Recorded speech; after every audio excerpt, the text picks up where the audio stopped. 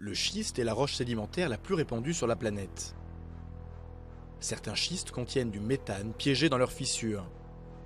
Les réserves mondiales exploitables de gaz de schiste représenteraient plus de 206 000 milliards de mètres cubes, soit un peu plus que les réserves prouvées de gaz conventionnel. Près de la moitié se trouve en Asie et en Amérique du Nord. À la différence des réserves conventionnelles, la roche est ici à la fois source et réservoir. Il est donc impossible de pomper comme dans les poches de gaz naturel. Les quantités de gaz de schiste par mètre cube de roche sont très faibles et son extraction est techniquement complexe.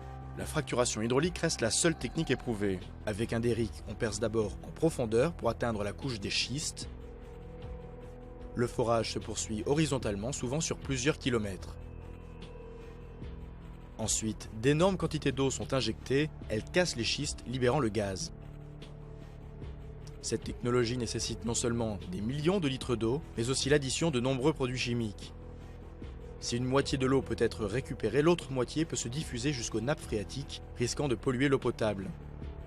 Une autre source de pollution est constituée par les inévitables fuites de gaz au cours de l'extraction, le méthane contribuant beaucoup à l'effet de serre.